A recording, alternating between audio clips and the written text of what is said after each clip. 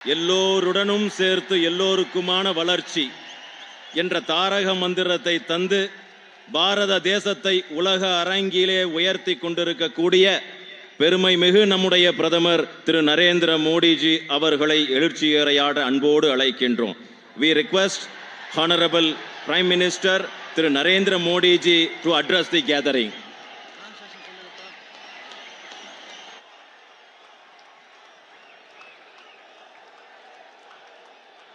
வணக்கம்.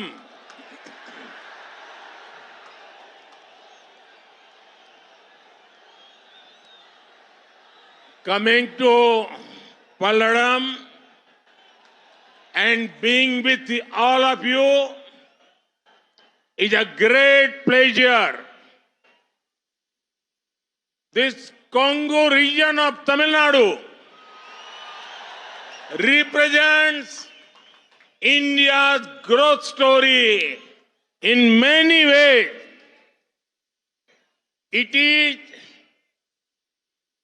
one of India's most vibrant textile and industry hubs.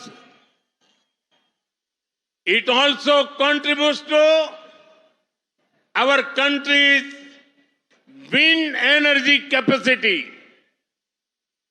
This region is also known for its spirit of enterprise. Our risk-taking entrepreneurs and MSMEs play a role in making us the fastest growing economy.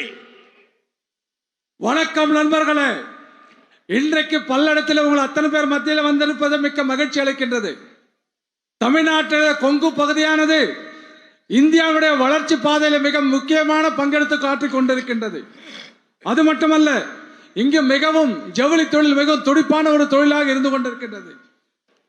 அது ஒன்று மட்டுமல்ல, தொழில்துறை மிகவும் வளர்ச்சி பெற்ற ஒரு பகுதியாக இந்த பகுதி இருந்து கொண்டிருக்கின்றது. காற்றாலை மின்சார உற்பத்தியில் இந்த பகுதி மிகப்பெரிய பங்காற்றி வந்து கொண்டிருக்கின்றது.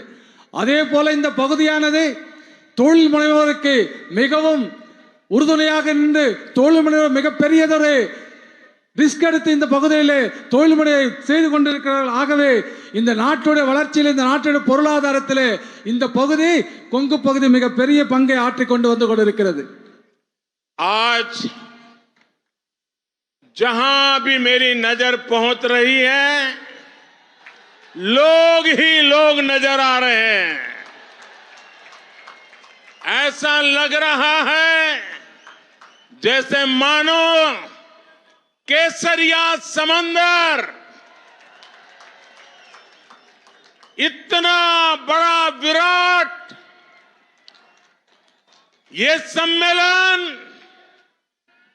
आप सब इतनी बड़ी तादाद में हम सबको आशीर्वाद देने के लिए आए. मैं आपका हृदय से बहुत बहुत अभिनंदन करता हूं. நண்பர்களே, இவ்வளவு பெரிய மக்கள் கூட்டத்தை பார்க்கின்ற பொழுது மிகப்பெரிய காவி கடலை கண்டது போல இருந்திருக்கிறது. இந்த மாநாட்டில் வந்திருக்கிற அத்தனை பேருக்கும் எனது மனதார்ந்த வாழ்த்துக்களும் நன்றிகளையும் தெரிவித்துக் கொள்கிறேன். जो लोग दिल्ली के एयर कंडीशन कमरों में बैठकर देश को टुकड़ों में देखने की कोशिश करते हैं, देश को टुकड़ों में बांटने की कोशिश करते हैं, वो जरा आकर के देख ले. तमिलनाडु हिंदुस्तान का भाग्य बनाने वाला ये राज्य आज आपकी आंखों के सामने है.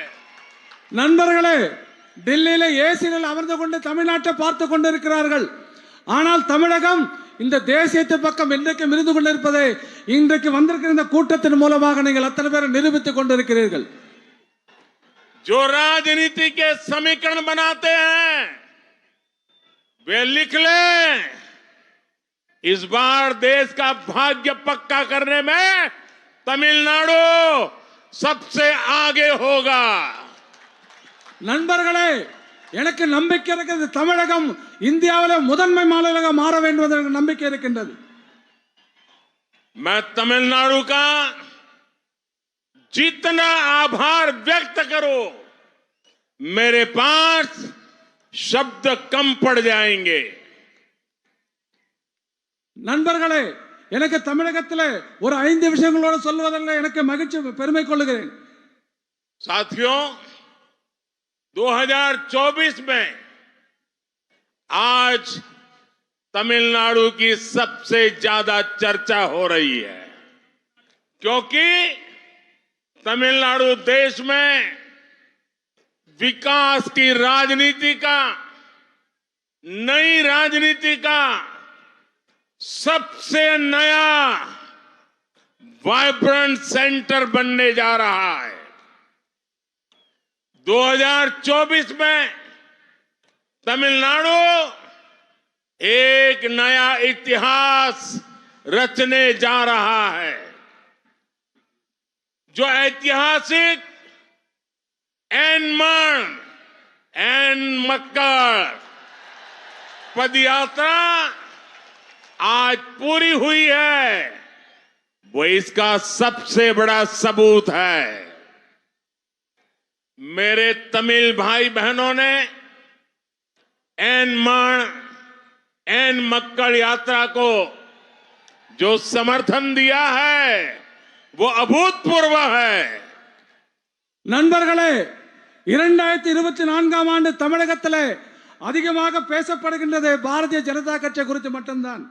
தமிழகம் இன்றைக்கு நாட்டினுடைய புதிய அரசியல் வளர்ச்சியிலே புதியதொரு மையமாக இன்றைக்கு மாறிக்கொண்டிருக்கின்றது. அது மட்டுமல்ல, தமிழ்நாடு வருகின்ற 2024 ஆண்டு ஒரு புதிய சரித்திரத்தை படைக்க இருக்கின்றது. அதற்கு முன்னோடியாக இன்றைக்கு இந்த வரலாற்று சிறப்புமிக்க எண்மண் நென்மக்கள் என்ற யாத்திரை வெற்றிகரமாக இன்றைக்கு உங்கள் முன்னாடி முடித்து நின்று இருப்பது மிகப்பெரிய சான்றாக இருந்து கொண்டிருக்கிறது. அது மட்டுமல்ல, தமிழகத்தில் அனைத்து சகோதர சகோதரிகளும் இந்த யாத்திரைக்கு நீங்கள் அளித்த ஆதரவு வரலாற்றில் இதற்கு முன்பு எப்பொழுதுமே இல்லாதவர்களுக்கு மிகப்பெரிய ஆதரவை நீங்கள் கொடுத்திருக்கிறீர்கள். साथियों, एन मक्कड़ ये यात्रा अपने नाम की वजह से भी बेहद खास रही है. हर भाजपा कार्यकर्ता के लिए इस मिट्टी का कण कण ईश्वर के समान है. हर भाजपा कार्यकर्ता नेशन फर्स्ट के संकल्प के साथ समाज की सेवा में जुटा है. मैंने भी देखा है कैसे समाज के हर एक वर्ग ने इस यात्रा के दौरान बीजेपी के लिए अपना समर्थन, अपना आशीर्वाद दिया है.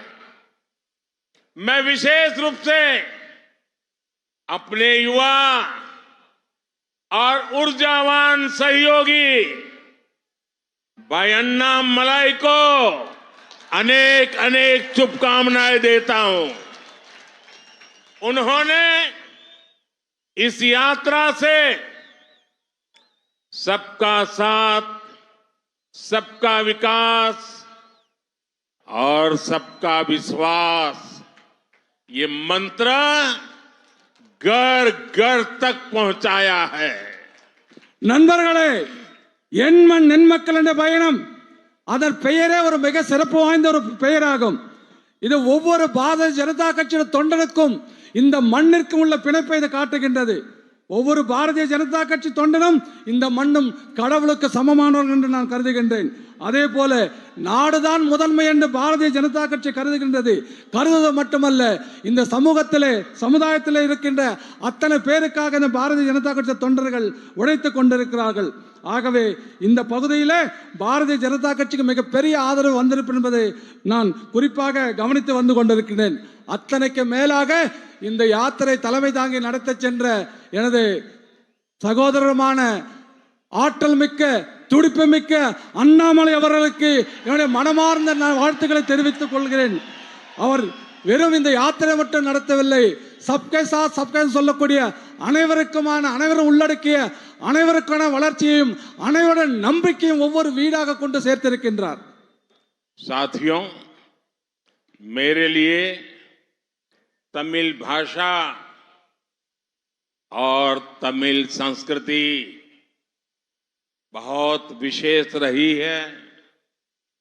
संयुक्त राष्ट्र में, यूएन में मैंने जो तमिल कविता पढ़ी थी उसके बारे में विदेशों तक में पूछा जाता है.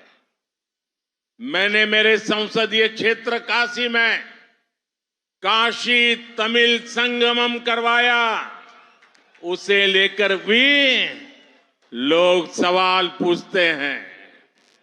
मैंने इस देश का महान परंपरा का सम्मान करते हुए तमिलनाडु की महान परंपरा उसका सम्मान करते हुए पवित्र सेंगोल को देश की संसद में सबसे ऊंचे मंच पर स्थापित किया. इसे लेकर भी आज देश के वासियों के दिल में तमिलनाडु को जानने की एक नई जिज्ञासा पैदा हुई है. तमिलनाडु से मेरा रिश्ता राजनीति का नहीं है, ये रिश्ता दिल का है और दशकों पुराना है. मुझे तमिलनाडु की मिट्टी ने हमेशा असीम प्रेम दिया है. करीब 32 साल पहले 1991 में मैंने जब एकता यात्रा निकाली थी, उसकी शुरुआत भी तमिलनाडु के कन्याकुमारी से हुई थी. और वो यात्रा 2 मकसद लेकर के चली थी. एक, श्रीनगर के लाल चौक में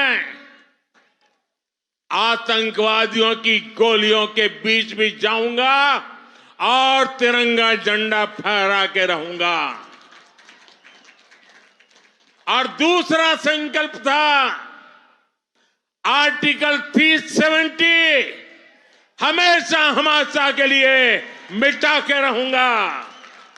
और इसलिए कन्याकुमारी से तमिलनाडु की मिट्टी को माथे पर चढ़ा के निकला था.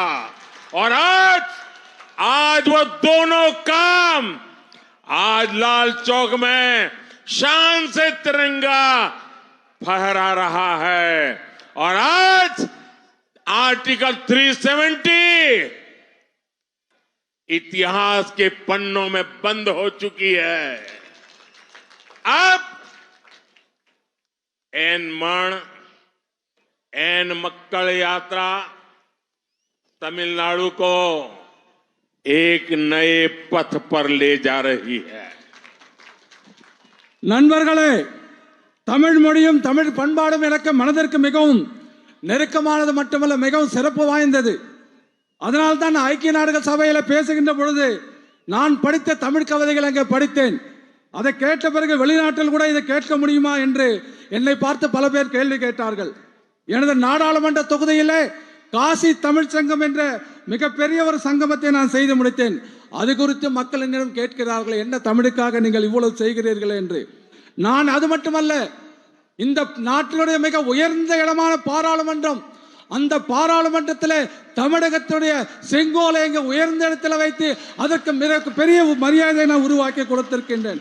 ஆகவே இது குறித்து தமிழக மக்கள் மிகவும் ஆர்வமாக இருப்பது மட்டுமல்ல, என் மீது மிகவும் அன்பு கொண்டிருக்கிறார்கள் என்று என்னால் சொல்ல முடியும். ஏதோ தமிழ்நாட்டிற்கு எனக்கும் வெறும் அரசியல் ரீதியான உறவல்ல, எனக்கு இது மனதோடு இருக்கின்ற இதயத்தை சம்பந்தப்பட்ட ஒரு உறவாக நான் பார்த்து கொண்டிருக்கின்றேன். நண்பர்களே, இது இன்று நேற்றல்ல, பல ஆண்டு காலமாக நான் தமிழ் மண்ணோடு பிணைந்து இருக்கின்றேன். ஆகவே தமிழ் மண் எனக்கு எப்பொழுதுமே பெரிய அன்பை கொடுத்து வந்து கொண்டிருக்கின்றது. சுமார் கிட்டத்தட்ட 32 ஆண்டுகளுக்கு முன்பாக 1991 ஆண்டு ஏகதா யாத்திரை என்கின்ற யாத்திரை தமிழகத்திலே கன்னியாகுமரி துவங்கி காஷ்மீரில் லால் சௌக்கிற்கு நான் கொண்டு சென்ற அந்த யாத்திரையை வழிநடத்தி சென்றேன். அந்த யாத்திரையிலே என் மனதில் இருந்த இரண்டு விஷயங்கள் தான். ஒன்று, காஷ்மீரில் லால் சௌக் என்று சொல்லுகின்ற இடத்திலே நம்முடைய நாட்டினுடைய தேச கொடி மூவர்ண கொடி அங்கே ஏற்ற வேண்டும். இரண்டாவது, அந்த காஷ்மீர் மாநிலத்தில் கொடுக்கப்பட்ட 370 சட்டத்தை ரத்து செய்ய வேண்டும். இதுதான் அதன் நோக்கமாக இருந்தது. இன்றைக்கு அந்த லால் சௌக்கிலே நிரந்தரமாக நம்முடைய மூவர்ண கொடி பறந்து கொண்டிருக்கின்றது பெருமையாக என்னால் சொல்ல முடியும். அது மட்டுமல்ல, அந்த ஆர்டிகல் 370 என்று சொல்லக்கூடிய 300 அரசியல் சாசன சட்டத்தை ரத்து செய்து அதை தூக்கி குப்பையிலே நாம் வீசியாகிவிட்டது. மிகப்பெரிய வரலாற்று சாதனை நாம் செய்திருக்கின்றோம். ஆகவே அதே போல இந்த எண்மண் நென்மேக்கல் யாத்திரை கூட, இந்த யாத்திரை தமிழகத்தை ஒரு புதிய பாதையிலே நோக்கி கொண்டு சென்று கொண்டிருக்கின்றது. साथियों, बीजेपी तमिलनाडु में भले ही कभी सत्ता में न रही हो, लेकिन तमिलनाडु हमेशा बीजेपी के दिल में रहा है. ये बात आज हर तमिल भाई बहन जानता है, हर तमिल भाई बहन समझ रहा है. इसलिए जिन्होंने दशकों तक तमिलनाडु को लूटा, वो लोग बीजेपी की बढ़ती ताकत से घबराए हुए हैं. वे लोग झूठ बोलकर जनता को आपस में बांटकर, लोगों को लड़वाकर अपनी कुर्सी बचाना चाहते हैं. लेकिन तमिलनाडु के लोग दिल से जितने पवित्र होते हैं, उतने ही समझदार भी होते हैं. इनकी सच्चाई सामने आ चुकी है. इनकी पोल खुल चुकी है. इसलिए अब तमिलनाडु के लोग बीजेपी पर भरोसा जता रहे हैं. ये नजारा कह रहा है. நண்பர்களே, தமிழ்நாட்டில் பாரதிய ஜனதா கட்சி என்றைக்கு ஆட்சியில் இருந்ததில்லை. ஆனால் தமிழ்நாடு பாரதிய ஜனதா கட்சியுடைய இதயத்தில் எப்பொழுதுமே இருந்து கொண்டிருக்கின்றது. சகோதரர்களே, இதை ஒவ்வொரு தமிழ்நாட்டிற்குடைய ஒவ்வொரு சகோதரனுக்கும், தமிழ்நாட்டில் இருக்கக்கூடிய ஒவ்வொரு சகோதரருக்கும் நன்றாக தெரியும், நன்றாக புரிந்து கொண்டிருக்கிறார்கள். ஆகவே தான் இந்த விஷயத்தை எல்லாம் தெரிந்து பல ஆண்டு காலமாக இந்த தமிழகத்தை கொள்ளையடித்துக் கொண்டிருந்த கொள்ளையர்கள் இதை புரிந்து கொண்டு பாரதிய ஜனதா கட்சியோட பலம் பெருகி வருகிறது. இதை எப்படியாவது தடுக்க வேண்டும் என்ற முயற்சியின் காரணமாக மக்களுக்கு பொய்யை சொல்லி, மக்களை திசை திருப்பி, மக்களுக்குள்ளே சண்டையை மூட்டி, தீயை மூட்டி, விரோதத்தை செய்து, அதன் மூலமாக பொதுமக்களை பிரித்து அவர்களுடைய நாற்காலியை காப்பாற்றிக் கொள்வதற்காக மிகப்பெரிய பொய்களை சொல்லிக் கொண்டிருக்கிறார்கள். ஆனால் ஒரு விஷயம் மறந்துவிடக்கூடாது, தமிழகத்திட மக்கள் உள்ளத்திலே தூய்மையானவர்கள் மட்டுமல்ல, மிகச்சிறந்த அறிவாளிகள் என்பது நம் அத்தனை பேருக்கும் தெரியும். ஆகவே இவருடைய நாடகம், கபட நாடகம் இப்பொழுது வெளியே வந்துவிட்டது. வெளியே வந்தது மட்டுமல்ல, அவர்களுடைய தவறுகள், அவர்கள் செய்த அத்தனை ஊழல்களும் இன்றைக்கு வெளியே வந்து கொண்டிருக்கிறது.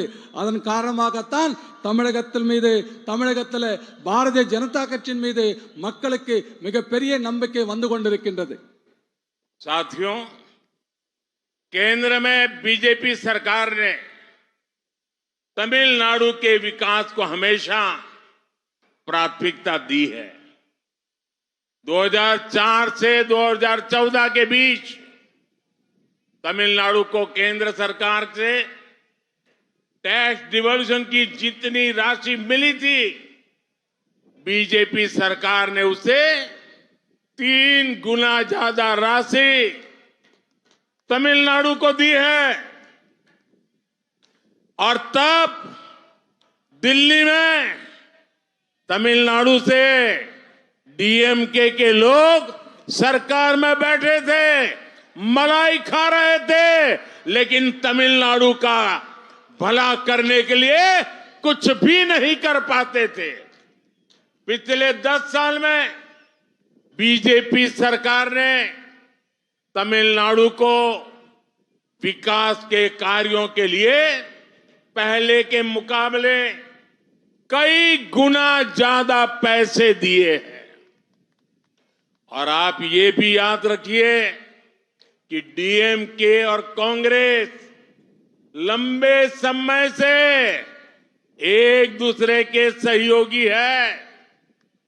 2004 से 2014 तक डीएमके के लोग कांग्रेस की यूपीए सरकार के बड़े मंत्रालयों में बड़े बड़े मंत्री बनकर के बैठे थे, लेकिन इसके बाद भी इन लोगों ने तमिलनाडु के लोगों के विकास को प्राथमिकता कभी भी नहीं दी।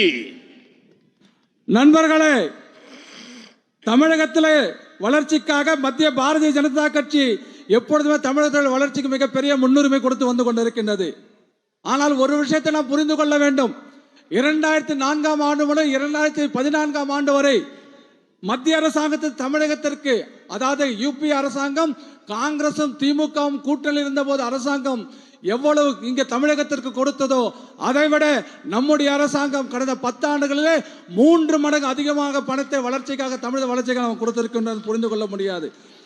ஆகவே அது மட்டுமல்ல, வளர்ச்சி பணிகளுக்காக என்னவெல்லாம் தேவை அத்தனை மத்திய அரசாங்கம் செய்து கொண்டிருக்கின்றது. ஆனால் திராவிட முன்னேற்ற கழகமும் காங்கிரஸ் கட்சியும் எத்தனையோ ஆண்டு காலமாக ரொம்ப நண்பர்களாக இருந்து கொண்டிருக்கிறார்கள்.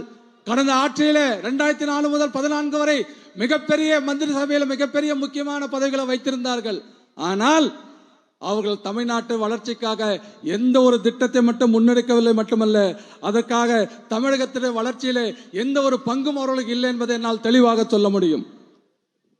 साथियों, मोदी जब काम करता है तो सबके लिए करता है, और इसमें भी सबसे गरीब सबसे ऊपर रहते हैं। इसलिए आज भारत के हर गरीब के पास मोदी इन्हें गारंटी। तमिलनाडु में मोदी इन गारंटी का अर्थ है 3.5 करोड़ लोगों को मुफ्त अनाज। मोदी इन गारंटी का मतलब है तमिलनाडु की 40 लाख से अधिक महिलाओं को धुएं से आजादी, उनके लिए एलपीजी सिलेंडर। मोदी इन गारंटी का मतलब है तमिलनाडु के 6 लाख से अधिक ग्रामीण परिवारों के लिए पीएम आवास। और आज पूरा देश जानता है कि ये मोदी इन गारंटी अब अगले कई सालों तक और चलने वाली है।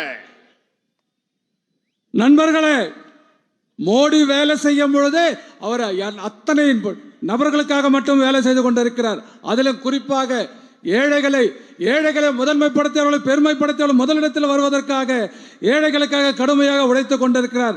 அதனால்தான் இன்றைக்கு நாட்டில் ஏழைகளை குறைந்து இன்றைக்கு அவர்களுக்கு அத்தனை வசதிகளும் கிடைத்துக் கொண்டிருக்கிறது. தமிழ்நாட்டில் மோடி கேரண்டி, மோடியுடைய உத்தரவாதம் என்று சொன்னால் 3.5 கோடி மக்களுக்கு இலவசமாக நாம் அரிசி கொடுத்து கொண்டிருக்கிறோம். அதுதான் மோடியுடைய கேரண்டி, தமிழ்நாட்டு உத்தரவாதம். அதே போல மோடி உத்தரவாதம் என்று சொன்னால் தமிழ்நாட்டில் 40 லட்சம் பெண்களுக்கு இலவசமாக கேஸ் சிலிண்டர் கனெக்ஷன் நம்ம கொடுத்திருக்கோம். அதே போல மோடி கேரண்டி, மோடி உத்தரவாதம் சொன்னா 6 லட்சத்திற்கு அதிகமான கிராமப்புற வீடுகளில் நாம பிரதான் மந்திரி ஆவாஸ் சொல்லக்கூடிய பிரதம மந்திரி வீடு கட்டுகின்ற திட்டத்தின் மூலமாக அத்தனை பேருக்கு நாம் கொடுத்திருக்கின்றோம், வீடுகள் கட்டி கொடுத்திருக்கிறோம். ஆகவே மோடி உத்தரவாதம் என்பது ஏதோ ஒரு சில நபர்களுக்கு மட்டுமல்ல, மோடி உத்தரவாதம் என்பது இன்னும் பல ஆண்டு காலத்திற்கு தொடரும் என்பதை நான் இந்த கூட்டத்தின் வாயிலாக உங்களுக்கு அறிவித்துக் கொள்கிறேன். அதை இந்த நாடும் புரிந்திருக்கிறது. आज जब मैं तमिलनाडु आया हूं तो आदरणीय एमजीआर जी को भी याद कर रहा हूं। श्रीलंका की यात्रा के दौरान मुझे एमजीआर की जन्मभूमि कैंडी जाने का अवसर मिला था। मैंने वहां के लोगों से उनकी बात की थी। आज मैं उनकी कर्मभूमि तमिलनाडु आया हूं। एमजीआर ने परिवारवाद की परंपरा से हटकर सुशासन की महान परंपरा को स्थापित किया था। उन्होंने क्वालिटी एजुकेशन और हेल्थ केयर के लिए काम किया और यही कारण था कि समाज के नौजवान और महिलाएं उनका इतना सम्मान करते हैं। यही कारण है कि आज भी समाज के गरीब तबके के लोग उन्हें अपना सबसे बड़ा नेता कहते हैं। एमजीआर ने परिवार के आधार पर नहीं बल्कि प्रतिभाओं के आधार पर लोगों को आगे बढ़ाया। लेकिन दुर्भाग्य से आज तमिलनाडु में डीएमके के कारण जो राजनीति हो रही है वो एमजीआर साहब के लिए अपमान जैसा है। अगर एमजीआर के बाद कोई था तो वो अम्मा जयललिता जी थी, जिन्होंने तमिलनाडु के जनहित और जन कल्याण के लिए अपना पूरा जीवन दिया। अभी कुछ समय पहले उनकी जन्म जयंती थी। आज तमिलनाडु की इस भूमि से मैं उन्हें अपनी श्रद्धांजलि देता हूं। मेरा सौभाग्य है कि मैंने काफी समय तक जयललिता जी के साथ काम किया था। मैं जानता हूं कि वो किस तरह तमिलनाडु के लोगों के साथ दिल से जुड़ी हुई थी। उन्होंने जीवन भर एमजीआर के सिद्धांतों पर चलकर तमिलनाडु के लोगों के विकास और उनके हित के लिए काम किया और यही कारण है कि आज भी तमिलनाडु के घर घर में लोग उन्हें याद करते हैं। நண்பர்களே, இன்றைக்கு தமிழ்நாட்டிற்கு நான் வந்த பொழுது மரியாதைக்குரிய எம்ஜிஆர் அவர்கள் எனது நினைவிற்கு வந்தார். நான் அவர் பிறந்த ஊரான இலங்கைக்கு சென்ற பொழுது அவர் பிறந்த ஊரான கண்டிக்கு நான் செல்லுகின்ற வாய்ப்பு எனக்கு கிடைத்தது. அங்கே மக்களிடத்திலே நான் பேசினேன். இன்றைக்கு அவர் எங்கு பணியாற்றினாரோ அவருடைய இந்த மண்ணிற்கு நான் வந்திருக்கின்றேன். அது மட்டுமல்ல, இந்த குடும்ப பாரம்பரியத்திலிருந்து மிக பெரியதொரு நல்லாட்சி நடத்தியதன் மூலமாக மரியாதைக்குரிய எம்ஜிஆர் அவர்கள் தரமான கல்வியும் நல்ல சுகாதாரத்தையும் தமிழக மக்களுக்கு கொடுத்திருக்கின்றார். அதன் காரணமாக சமூகத்தில் இளைஞர்களும் பெண்களும் அவரை மிகவும் மதிப்பதற்காக இந்த மிக பெரிய அளவில் மதித்து வந்தார்கள் என்பதை நமக்கு இதன் மூலமாக புரிந்து கொள்ள முடியும். அதற்காகத்தான் ஏழை மக்கள் அத்தனை பேரும் தமிழகத்திலே எம்ஜிஆரை ஒப்பற்ற தலைவர் என்று இன்றைக்கு புகழ்ந்து கொண்டிருக்கிறார்கள் பெரியவர்களே. அது மட்டுமல்ல, எம்ஜிஆர் அவர்கள் ஏதோ குடும்பத்து அரசியல் காரணமாக ஆட்சிக்கு வரவில்லை. அவர் அத்தனை ஆட்சியும் திறமைகளின் அடிப்படையில் தான் இந்த தமிழகத்தில் ஆட்சியை நடத்திருக்கின்றார். ஆனால் துரதிருஷ்டவசமாக இன்றைக்கு திராவிட முன்னேற்ற கழக திமுகவால் தமிழகத்தில் எம்ஜிஆரை அவமானிப்பது போல அவரை கேவலப்படுத்துகின்ற ஒரு ஆட்சி இன்றைக்கு இங்கே நடந்து கொண்டிருக்கின்றது. எம்ஜிஆருக்கு பிறகு யாராவது ஒரு இந்த நாட்டிலே நல்லதொரு ஆட்சி கொடுத்திருப்பார்கள் என்று சொன்னால் அது அம்மா ஜெயலலிதா அவர்கள் மட்டுமே என்று என்னால் சொல்ல முடியும். காரணம், அவர் முழுக்க தனது வாழ்நாள் முழுவதும் இந்த பொது நலனுக்காகவும் தமிழக மக்களின் வளர்ச்சிக்காகவும் கொடுத்தார் என்று என்னால் சொல்ல முடியும். சிறிது நாட்களுக்கு முன்பாகத்தான் அவருடைய பிறந்த நாள் கொண்டாடப்பட்டது. ஆகவே இன்றைக்கு தமிழகத்திலிருந்து இந்த மண்ணிலிருந்து அவருக்கு நான் மீண்டும் ஒரு முறை என்னுடைய அஞ்சலியை செலுத்துகின்றேன். இது எனக்கு மிகப்பெரிய மகிழ்ச்சியை கொடுக்கின்றது. அது மட்டுமல்ல, ஜெயலலிதா அவர்களோடு மிக பல்லாண்டு காலம் நான் நெருங்கிய பணியாற்றிய பாக்கியம் எனக்கு கிடைத்திருக்கின்றது. அதே போல தமிழக மக்களோடு அவர் எப்படி மக்களோடு தன்னை தொடர்பு படுத்திக் கொண்டு மக்களுக்காக எப்படி வாழ்ந்தார் என்பதை அத்தனை பேரும் நமக்கு அறிவோம். அது மட்டுமல்ல, எம்ஜிஆர் கொள்கைகளை கைப்பிடித்து கடைபிடித்து அதன் மூலமாக மக்களின் வளர்ச்சி மற்றும் மக்களின் நலனுக்காக மட்டும் பணியாற்றினார். அதன் காரணமாகத்தான் இன்றைக்கும் தமிழகத்தில் அனைத்து வீடுகளிலும் அவரை நினைவு கூர்ந்து வருவதற்கு இது ஒரு மிகப்பெரிய காரணமாக இருந்து கொண்டிருக்கின்றது. साथियों, मोदी जब देश के विकास की गारंटी लेता है तो ये भी सुनिश्चित करता है कि तमिलनाडु भी उसी रफ्तार से आगे बढ़े। तमिलनाडु के लोगों ने हमेशा देश को सबसे ऊपर रखा है।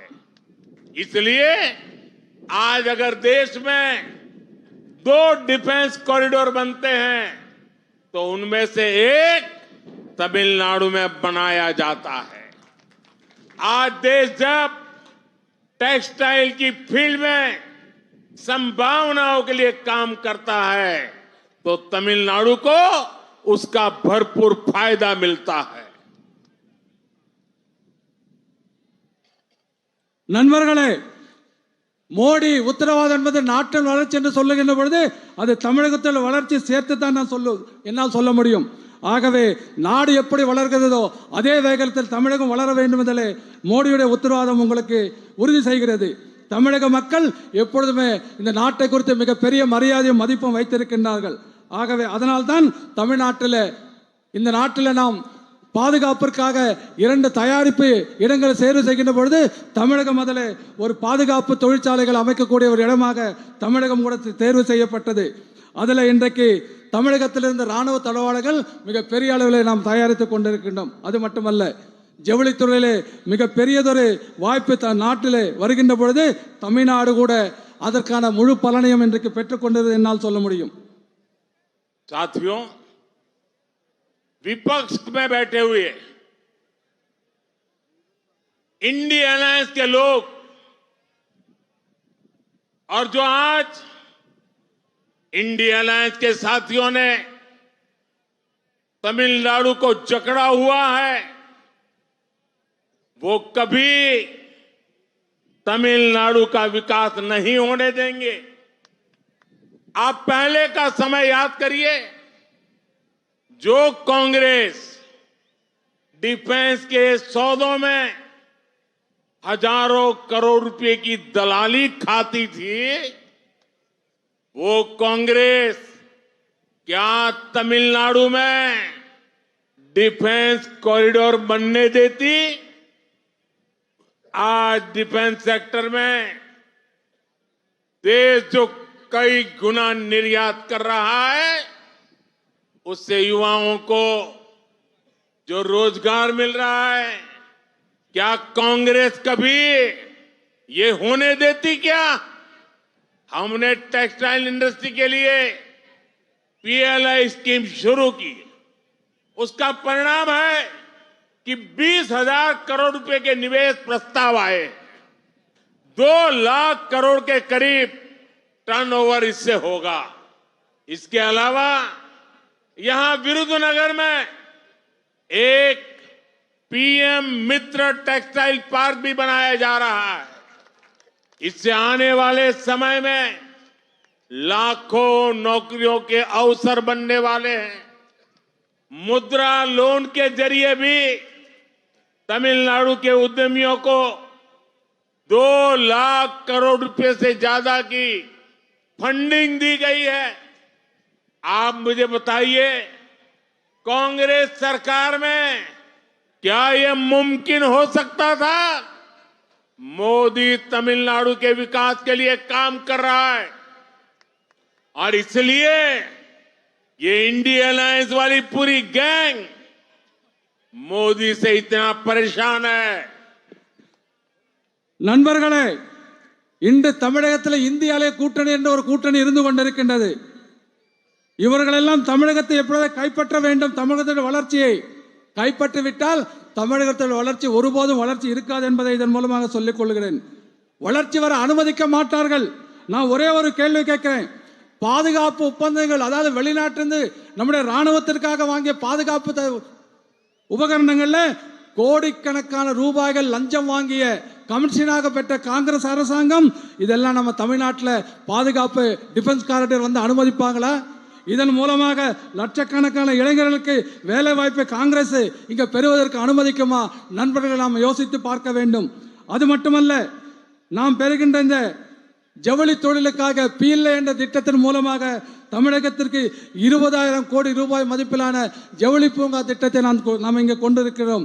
அதன் மூலமாக சற்றேறத்தாழ 2 லட்சம் கோடி ரூபாய் இதன் மூலமாக வருவாய் ஈட்டக்கூடிய நிலைமை இன்றைக்கு தமிழகத்தில் உருவாகி கொண்டிருக்கின்றது. அதன் மூலமாக கோடிக்கணக்கான இளைஞர்களுக்கு வருகின்ற காலகட்டத்தில் வேலை வாய்ப்புகள் கிடைக்கும் என்பதை நான் உங்கள் மூலமாக இதன் மூலமாக சொல்லிக் கொள்கிறேன். அதே போல முத்ரா கடன் திட்டத்தின் மூலமாக தமிழகத்தில் தொழில் முனைவோருக்காக 2 லட்சம் கோடிக்கும் அதிகமான நிதி வழங்கப்பட்டுள்ளது. நண்பர்களே, நீங்க சொல்லுங்க, இதெல்லாம் காங்கிரஸ் ஆட்சியில சாத்தியமாகுமா? நான் கேட்கிறேன். தமிழகத்தோட வளர்ச்சிக்காக மோடி கடுமையாக உழைத்து வருகின்ற காரணத்தினாலே எதிர்க்கட்சிகள் அத்தனை பேருக்கும் என் மீது மிகப்பெரிய கோபத்தில் இருந்து கொண்டிருக்கிறார்கள். साथियों, आज बीजेपी अपनी सरकार के तीसरे कार्यकाल में विकसित भारत के निर्माण की बात कर रही। बीजेपी अपने तीसरे कार्यकाल में भारत को तीसरी सबसे बड़ी अर्थव्यवस्था बनाने की बात कह रही है, लेकिन दूसरी तरफ केवल मोदी से नफरत, उसके नाम पर एकजुट हुए इंडी गठबंधन के लोग अनाप शनाप बोलते रहते हैं। क्या आपने इनके एक भी दल को विकास पर, अर्थव्यवस्था पर, इंडस्ट्री पर, शिक्षा पर, एग्रीकल्चर पर, लेबरर्स पर, फिशरमैन पर बात करते सुना है क्या? इन्हें बस एक ही चिंता है कि कैसे इनके परिवार की दुकान चलती रहे, अपने परिवार को बढ़ावा देकर ये तमिलनाडु के हर युवा का विकास रोके हुए हैं। நண்பர்களே, நாம் புதிய பாரதத்தை உருவாக்க வேண்டும். நாம் மிகப்பெரிய ஒரு முயற்சி எடுத்து வந்து கொண்டிருக்கின்றோம். நீங்கள் இந்த இந்தி கூட்டணியில் இருக்கிற அத்தனை பேருக்கும் நன்றாக தெரியும். அவர்கள் நான் செய்கின்ற வளர்ச்சி, இந்த நாட்டோட வளர்ச்சி, இந்த நாட்டோட தொழில் வளர்ச்சி, அதே போல இந்த நாட்டில் விவசாயிகள் பெண்களுக்கான வளர்ச்சி, அதே போல மீனவர்களுக்கான திட்டங்கள், விவசாயிகளுக்கான திட்டங்கள், இப்படிப்பட்ட வளர்ச்சியை நான் கொடுத்து கொண்டிருக்கின்றேன். ஆனால் இதை எப்படியாவது என் மீது அவதூறுகளை பரப்பி மோடி உங்களுக்கு நல்லது செய்ய மாட்டார் என்று ஒரு பொய்யான ஒரு உருவத்தை உருவாக்க முயற்சி செய்து கொண்டிருக்கிறார்கள். ஆனால் தமிழ்நாடு போன்ற மாநிலங்களிலே கொள்ளையடிப்பதற்காக மட்டுமே அவர்கள் இந்த கூட்டணியை உருவாக்கி இருக்கிறார்கள். ஆகவே அந்த கொள்ளையடிக்கின்ற அவர்கள் கடையை நாம் பூட்ட வேண்டிய நேரம் இப்பொழுது வந்துவிட்டது. साथियों, इंडी गठबंधन के लोग केंद्र में तो अपनी हार मान चुके हैं, लेकिन इनकी कोशिश है कि कैसे तमिलनाडु जैसे राज्यों में लूटने का लाइसेंस बना रहे।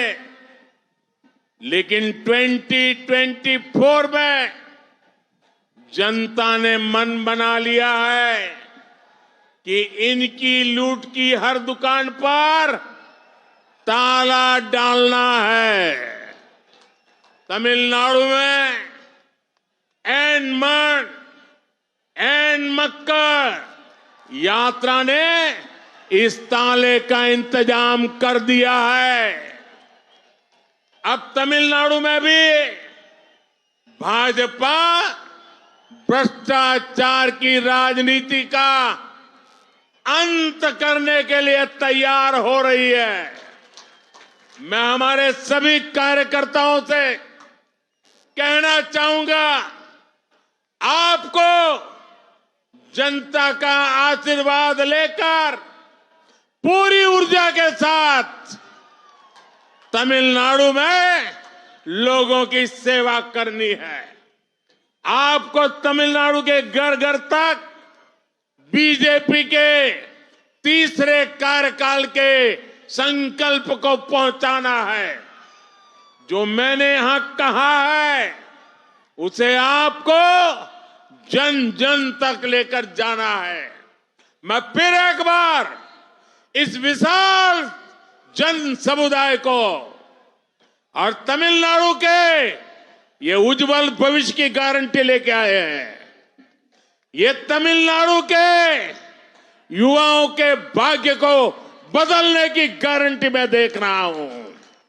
ये युवा तमिलनाडु के अधिकारों के रक्षा की गारंटी आज मैं देख रहा हूं। और मोदी आपकी गारंटी के लिए आपके साथ खड़ा है। நண்பர்களே, இப்போ மத்தியில இந்தி கூட்டணி உருவாகி இருக்கிறது. டெல்லியில எல்லாம் தெரிஞ்சு போச்சு, இந்தி கூட்டணி முடிஞ்சு போச்சு, இது ஜெயிக்காத என்ற விஷயம் தெரிஞ்சு போச்சு. ஆனால் தமிழகத்தில் மட்டும் எப்படியாவது கொள்ளை அடிக்க வேண்டுவதற்காக அந்த கூட்டணி முயற்சி செய்து கொண்டிருக்கின்றது. அதனால தான் அந்த கடையை கொள்ளையடிக்கின்ற கடையை பூட்ட வேண்டும் என்று நாம் முயற்சி செய்து கொண்டிருக்கிறோம். 2024 அந்த கொள்ளையடிக்கின்ற கடையை பூட்ட வேண்டும். அதற்காக தமிழ்நாட்டில் நாம் நடத்திய எண் மக்கள் என்ற யாத்திரை மூலமாக அந்த யாத்திரை இதற்கான பூட்டை நாம் உருவாக்கி இருக்கும் என்பதை இந்த கூட்டத்தின் மூலமாக சொல்லிக் கொள்கிறேன். அது மட்டுமல்ல, தமிழகத்தில் ஊழலுக்கு முற்றுப்புள்ளி வைப்பதற்கு தமிழக மக்கள் தயாராகி கொண்டிருக்கிறார்கள் என்பதை உங்களுக்கு இந்த கூட்டத்தில் சொல்லிக் கொள்கிறேன். அதே போல அத்தனை பேரும் நீங்கள் பாரதிய ஜனதா கட்சியின் தொண்டர்கள் நீங்கள் அத்தனை பேரும் மூன்றாவது முறையாக மீண்டும் ஒரு நல்லதொரு ஆட்சி வர வேண்டும் சொன்னால் மக்களிடத்தில் சொல்ல வேண்டும், மக்களிடத்தில் செல்ல வேண்டும், வீடு வீடாக செல்ல வேண்டும், அவர்களிடத்தில் மக்களுடைய அவருடைய ஆசீர்வாதங்களை அவருடைய வாழ்த்துக்களை பெற வேண்டும், வாக்குகளை பெற வேண்டும், மீண்டும் நமக்கு ஆதரவு வர வேண்டும். அது மட்டுமல்ல, இளைஞருக்கான உத்தரவாதம் மோடி உத்தரவாதம் இருந்து கொண்டிருக்கிறது. இந்த லட்சக்கணக்கான மக்கள் கூட்டத்தை பார்த்து நான் பெருமையோடு சொல்லுகிறேன், இளைஞருக்கான உத்தரவாதம் மோடியின் உத்தரவாதம் உங்களுக்கு இருந்து கொண்டிருக்கிறது.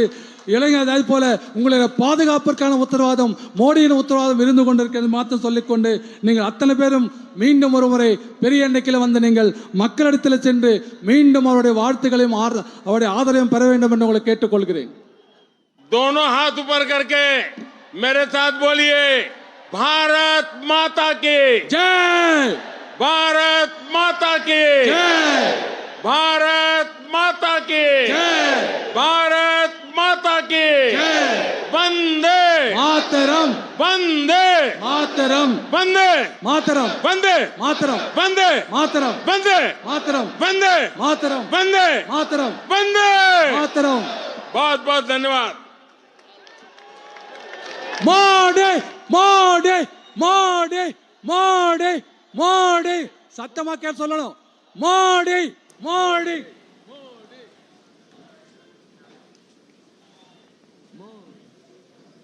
ஜெய் ஸ்ரீராம், ஜெய் ஸ்ரீராம், ஜெய் ஜெய் ஸ்ரீராம், ஜெய் ஜெய் ஸ்ரீராம்.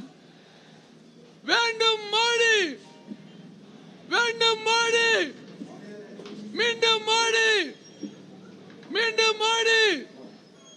ஜெய் ஜெய் பிஜேபி, ஜெயிக்க போகுது பிஜேபி, ஜெய் ஜெய் பிஜேபி, ஜெயிக்க போகுது பிஜேபி. வாழ்க வாழ்க வாழ்கவே. ஜெய் ஸ்ரீராம். भारत माता की, भारत माता की वंदे वंदे.